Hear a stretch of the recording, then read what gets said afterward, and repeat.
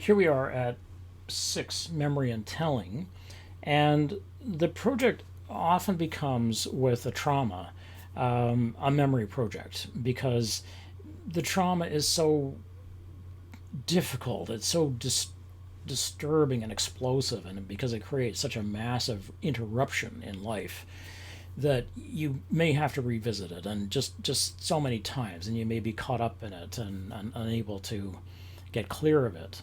Retelling, lying, recreation, recasting, all of these are tools for maintaining memory as far as O'Brien is concerned, right? He says they shared the weight of memory, they took up what others could no longer bear, on page 14. So the squad, the platoon overall, carries together these stories, which is why the things they carried, that is the things that they actually carry together, is the story of the whole platoon, which can't actually be told in any one way. It has to be. It is a distributed narrative. Each person holds a piece of the story, which is crucial to the whole. And I've said this about the trauma as we've been going along, that there may be enormous burdens in this kind of memory.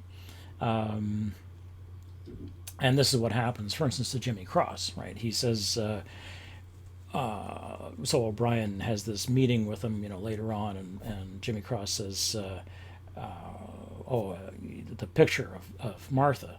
I thought he burned it, says O'Brien. Well, I did. I burned it, says Cross. And after Lavender died, I couldn't. This is a new one. Martha gave it to me herself on 27. So Cross is unable to bear this particular burden, and so he burns it, but then he wants it again. And so later on, he gets another picture. Even memories have to be burned occasionally, sometimes very often.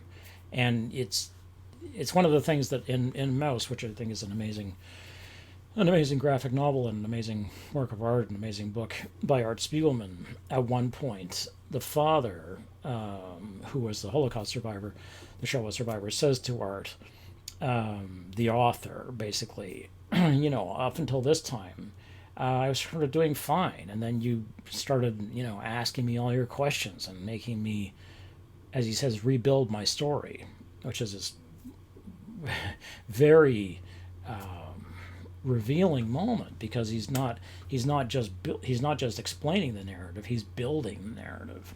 Anyway, it's an amazing moment. So even memories that have to be burned basically aren't actually extinguished.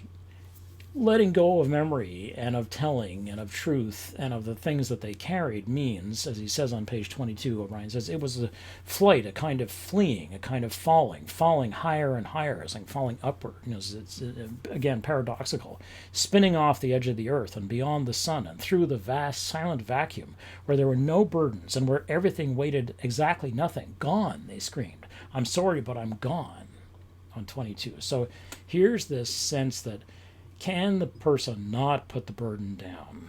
This is what sometimes we wish when we feel just overwhelmed by whatever it might be, a terrible sadness or some kind of emotion which is just too much to sort of keep in the skin. And so this is what O'Brien is describing, the sense of sort of falling upward, like you just like, I want to be weightless, I want to have no burdens. And the way that O'Brien handles this is the way that most of us handle the difficult, the dangerous, the dirty, which is to narrate it.